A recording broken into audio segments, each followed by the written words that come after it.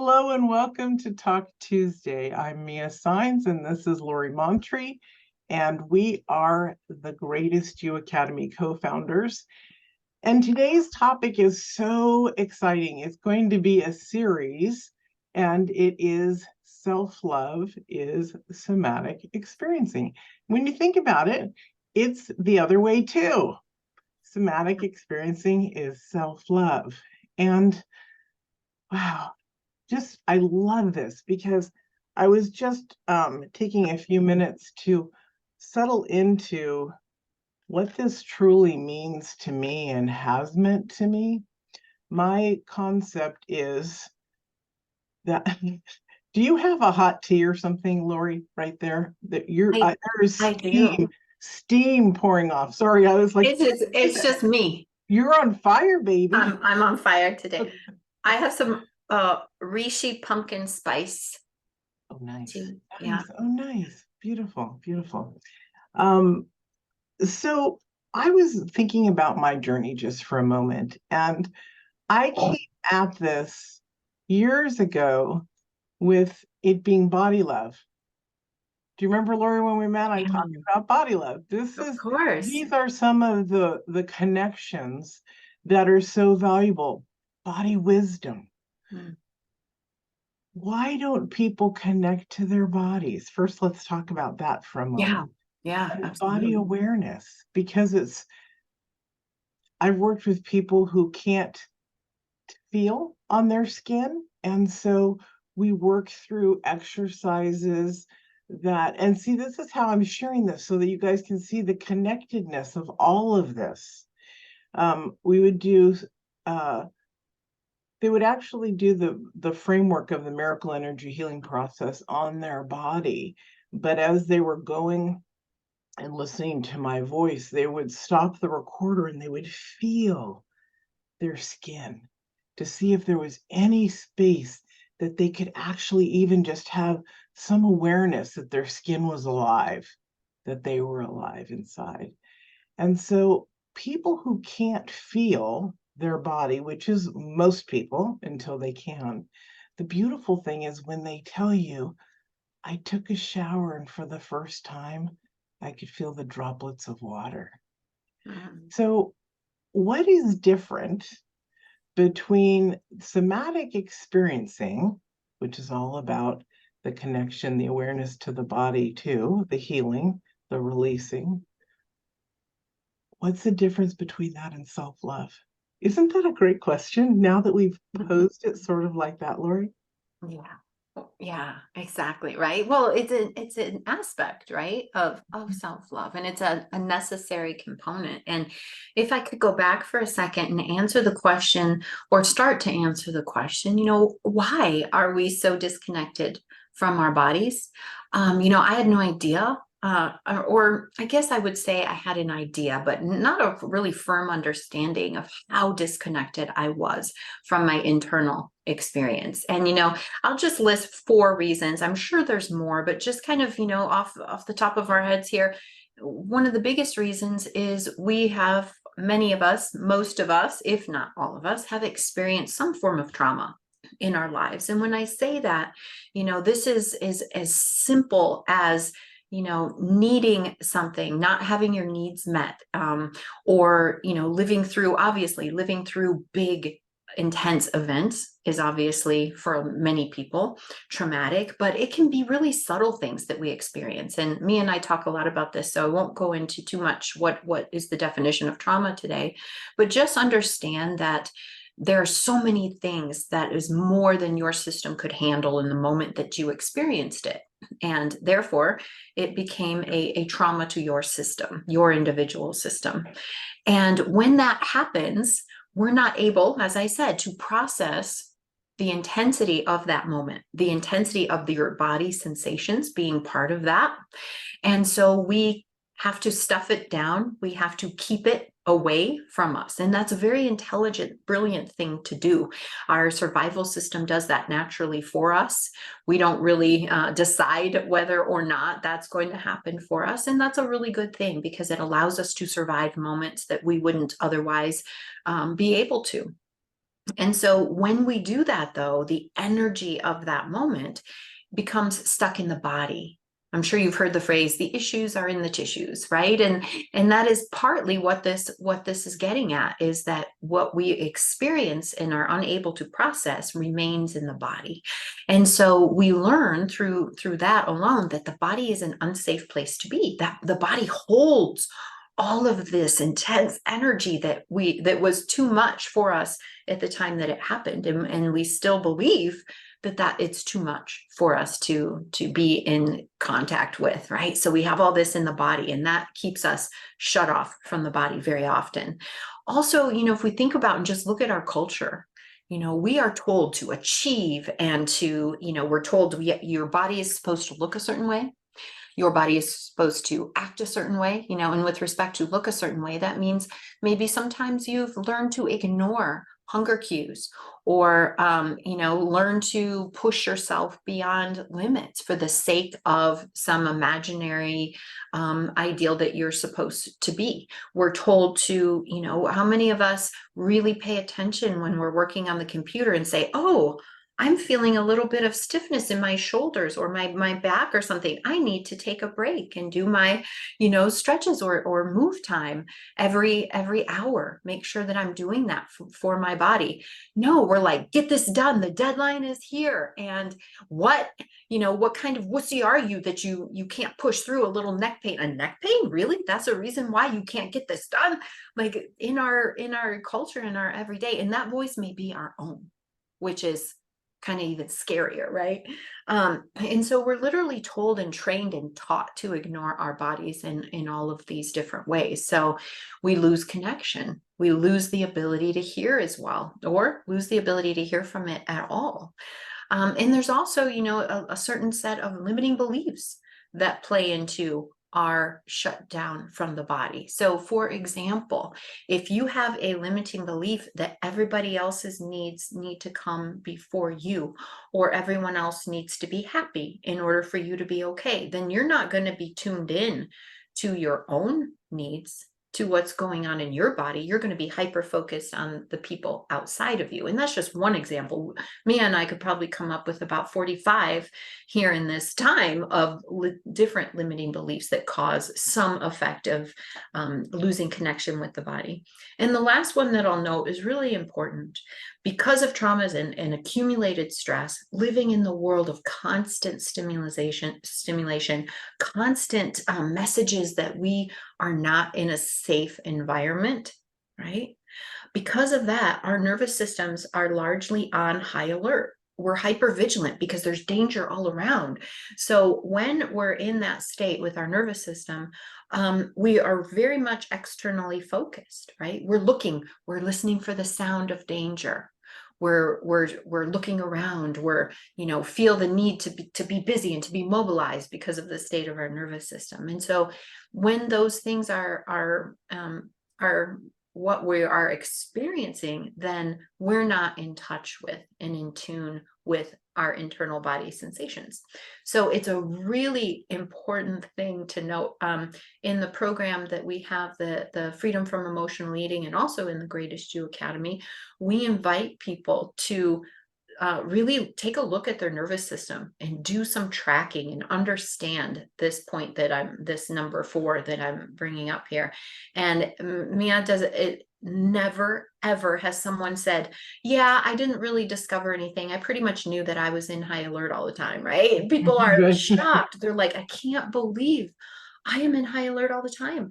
My nervous system is activated, and we're so normalized to that we really don't even realize it unless we're getting some education, really digging in and looking and noticing. So as we talk today about somatic experiencing being self-love, the first step in this and the first step in this series is truly to understand that you are probably living with some form of disconnection with your body, and it probably stems from, at least in part, from one of these or all of these 4 reasons.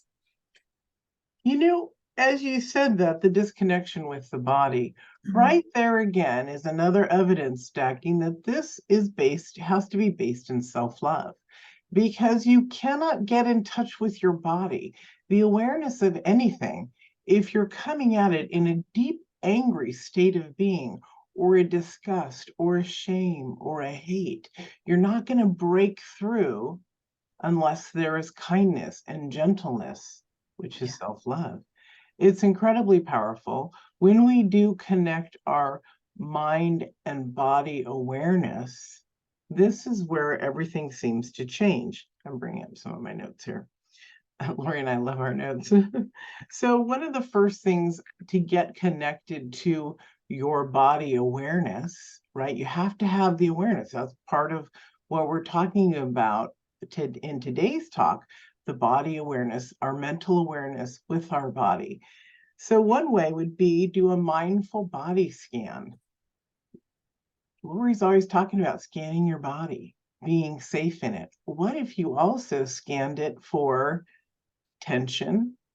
Well, she takes us through that, but on a regular basis, scan down. We've also do sometimes in our meditations for different events, you'll see us talk about light and scanning through the body. So what if you got quiet and just closed your eyes, even here? Let's breathe in a few times. Breathe in 3 times. Breathe in, exhale. Breathe in, exhale. Breathe in, exhale. And imagine at the top of your head, literally, you're beginning there, and you're just scanning. You can do it in a circular motion. You can just do it straight down each cell. Look for tightness, awareness of uncomfortableness, pain. Go all the way down. And I always say, and as you do this, make sure that you leave a residue at least of love behind. Do this in a powerful space. And if you tend to do it fast in the beginning, it's okay, you're doing it.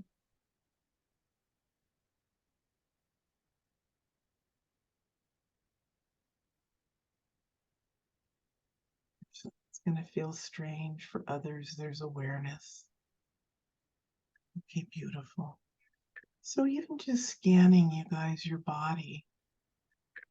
Come back to me when you're able to. It's important to connect to ourselves that way. That's also a form of healing that we'll hear about later on if you guys are interested in that, is scanning. And then the breath awareness. Did you see how we breathed 3 times before we started to scan ourselves? Did you, and were you aware of it coming in through you? You know, could you feel it, taste it, feel your lungs relax, your body relax? So it's important to be aware of that. And movement and practice, dance, yoga, those produce body awareness when we can move through different positions or even to music and allow our body to flow and create that. And then another thing, again, about the scanning, you can do it several times a day for stress and happiness in your body. Does one part of your body hurt? Journal about what you find. And then this is where the somatic body work comes in the body-based type therapies, right? So you're aware of your body now. Now you bring in the somatic experiences to support your body.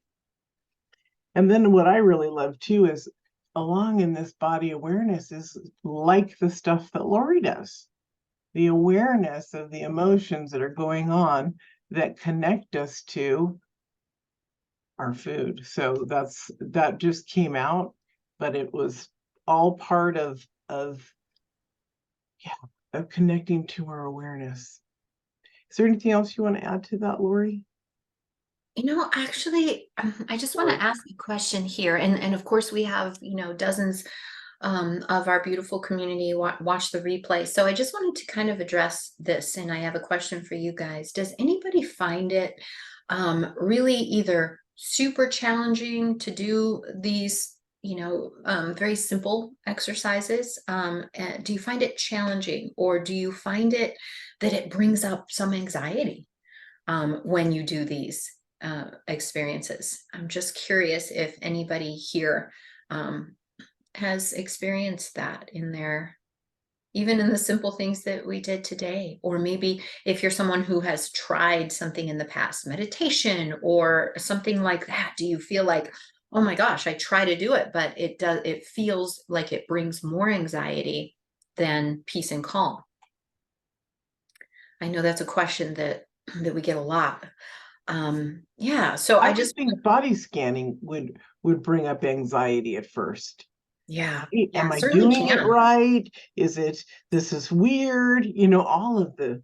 Yeah, and also when we talked about, and we said one of the reasons why we have difficulty being in touch with our internal world is because it is a scary place sometimes. And so naturally,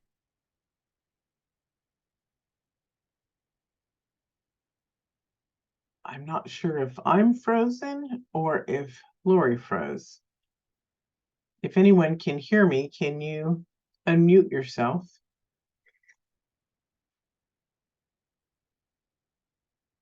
Okay, I think we're back. to be aware of my body, even after years. Body scanning was strange for me at first, but more material. Are we back? Hello? I'm going to pause it. Okay, Lori, I tried to pause it, so pick up and take over again. Yeah. So we were just talking about, how challenging it can be to remember, right? And that's a function of, some of the things that I talked about. Why are we disconnected? Why do we not remember to be aware? And it's for some of those reasons. And Mia highlighted another one. If we feel shame about our body, right? And Yeah. is a fifth one that makes us want to not be aware of our bodies, right? Because when we are, it can bring up shame. So, I want to mention, I always want to make sure that we give you, it's kind of like, have you ever been to one of those yoga classes or fitness classes where they're like, okay, if you can't do this crazy pose, just do this, right? And so always the somatic experiencing is the same. You may not be able to do some of the exercises that really just are designed to get you in touch with the body right away. And that's okay, because it isn't about performing the exercise and getting it done. It's about opening the door to communication with your individual system. So whatever your individual system, wherever it is, and whatever it's needing, it's important to just recognize that. So even the things that are, that we are very simple and that we start with, there are still a lot of people who struggle to even tune in, to even feel comfortable enough to be sitting here listening to us talking about getting in your body can be very triggering sometimes. Yeah. So I would invite you, if that's the case for you, to keep your focus external, but bring in some things that help you notice that you feel just a little bit safer. So for me, that might be pictures of nature or being in nature. That might be different types of textures. I love stones and crystals. I have a beautiful piece of malachite that I keep, and I might just kind of handle it. It's cool, it's smooth. I believe these things have energy to them. So something as simple as that can feed my system and cues of safety without me necessarily going in and looking around and trying to engage. And that's a really wonderful first step for anybody who might feel like going inside and looking around is a little too scary. Yeah. And this is how we guide you with your individual system in the work that we do. It's very important to, especially those of you who may, struggle with with going and having body awareness, going inside. It's very important that you have options and choice. So that's a thought for anybody who might struggle with that. I love that. So the concept of self-love and somatic experience, are you guys seeing the beautiful connection? A couple times Lori has said something and it brings me back to a very important Very important. important. I'm a cartoon character, what can I say? Very important experience, and many of you have heard it. And it just happened this summer when I had a major surgery. I had a mastectomy, and at times it felt like open heart surgery and when I was recovering, because the center of my chest bones were very much in pain. And instead of yelling like we would do in severe pain, like, ah, which is also a form of somatic experiencing, except for we're not focusing on the removal of stuff. Um, it went into, as many of you heard, the VOO. And then I'd ground myself, I'm safe, I'm safe. And we had put butterflies that were 3D all over the ceiling above my bed. And I would look up and I would ground myself into the different beautiful, even if it was just counting 3 small ones that are pink with a little purple. Yeah. Use of safety. Yeah. Yeah. And it was the most magnificent experience, because we need to connect to ourselves on every single level that there is. And so even those little butterflies meant something to me, so much that I bought a bunch more, and they're going in my place in Miami all over the walls as if it's decoration. And I'm going to make it that way. I'm going to make them fly together. And because that grounded me so much that became part of my life experience. All I have to do now is look at them if I'm stressed out, and I will shift the way of being, just like the rocks, right? Just like I ground myself and shift with orange fragrance. Yes, yes. All of our senses have the ability to bring us a cue of safety. I have to laugh. Sugar's like forcing his way in my lap because he can feel our energy here. Yeah, yeah. Judy. So this is so important for us to recognize that if we are valuable enough to love ourselves, to create a new experience, and we also in this space are using somatic experiencing, this is how and why they're connected. One day, there are 2 words that will be leaving our vocabulary one day, and it may take several hundred years, but the word unconditional love and self-love will eventually be dinosaurs, because love is, and that's all there is, right? So in our healing stage, part of what we're doing is segmenting out self-love. Right, I've got to remind myself to take care of myself, to nurture myself. But one day you'll recognize that I love myself already. So I don't even have to use the word self-love. I do this for love. And that's the journey that we're on individually and also collectively, is to raise who you are in your awareness of shifting your mental, your body, and your spirit so that it all gets aligned together. Very nice. Yeah. And this goes back to if we don't love ourselves, if we don't pay attention to our internal world, then we're not going to feel loved and we're not going to feel safe in the world. I mean, think about it like in a child. If you are, a child is following you around and saying, talking to you, asking for things, whatever, and you just pretend like you don't hear it, right? That child is going to feel unloved, right? Of course. And our bodies are this same exact way. And it really provides, right, a way to self-love. People always say, yes, I need more self-love. I don't know how. I don't love myself. I don't know how to create that feeling for myself. And this is a really important way to start paying attention, just paying attention. So today, Mia gave you the body scan, breath, paying attention to your breath, right? Feeling it come in and fill your whole midsection all the way down into your belly, and then breathing out, letting that air come through your belly, through your chest, and out through your mouth, and then back in. So these are things that you could do for literally a minute, right? And if you start and do these things, you will start to build a relationship with your body, with your internal world.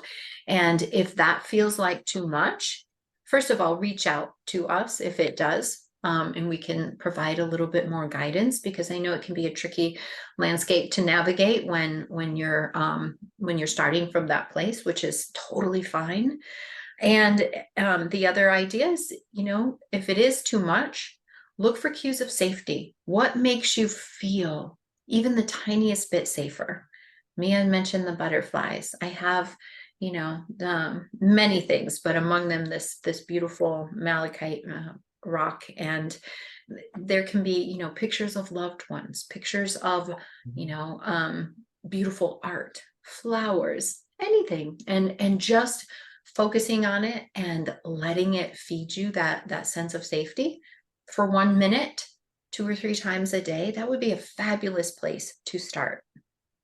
This work doesn't move super quick, and in our society, we want our package on the door the next day. Oh my God, that's so long, right? We want that 4-hour delivery or whatever. And we want, to be able to do things instantly.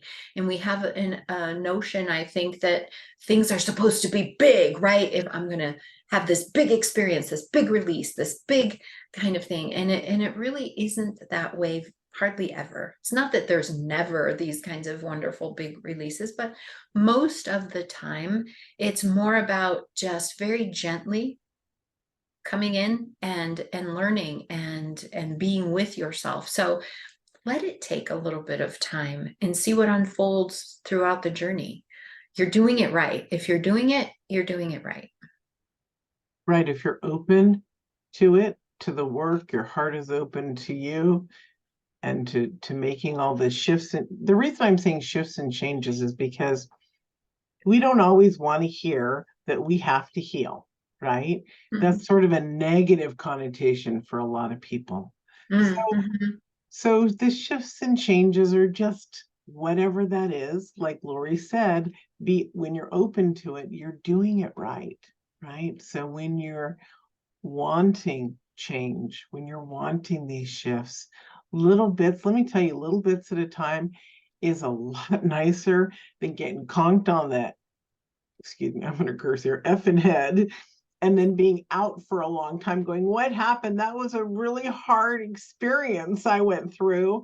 Yeah. And then you wish that you had those baby movements, right? Because those are a lot calmer. So, be grateful for how you're doing and that you're doing. That also allows the smoothness so that we don't get conked on the head and we're actually paying attention to our own growth. Yeah. Beautiful. Okay. So we want to say also that we have a Black Friday special. It's already in effect.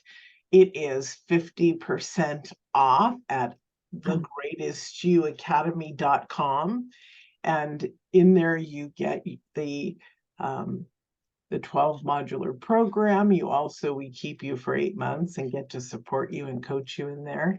You also have the Get Ready for Divine Love Connection.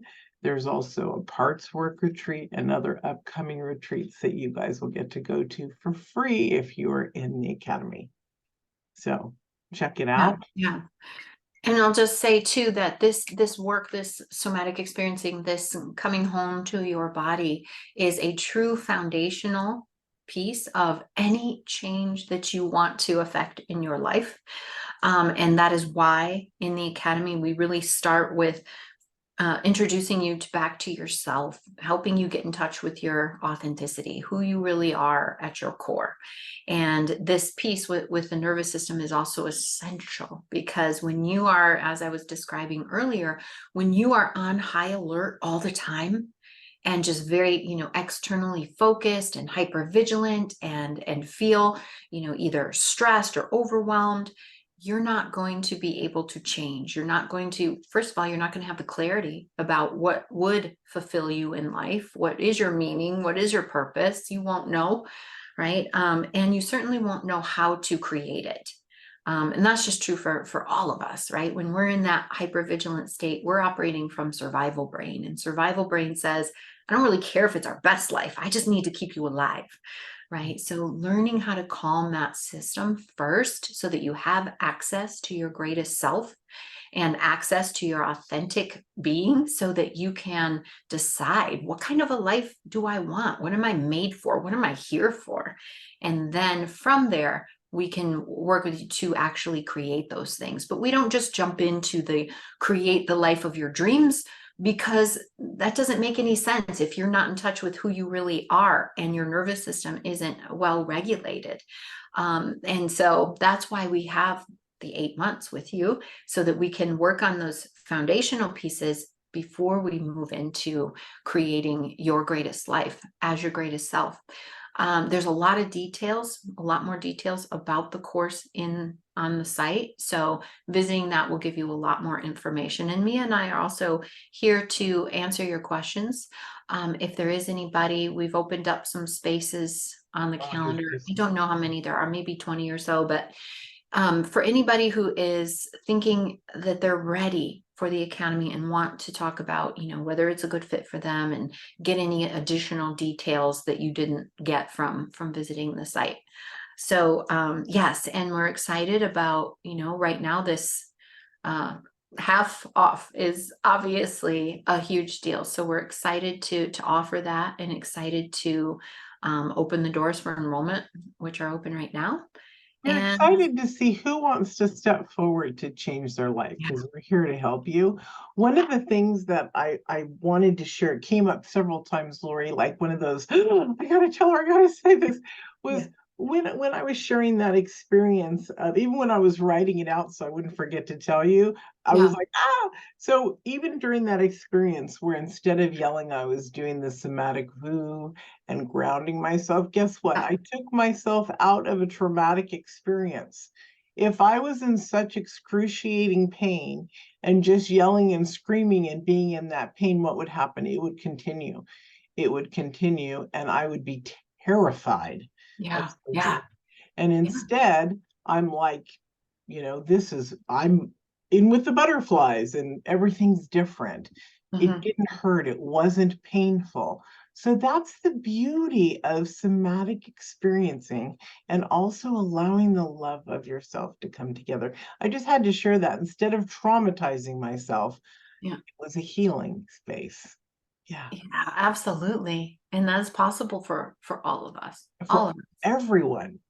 Yeah, just shifts and changes are those little things that make it permanent and deep transformational shifts.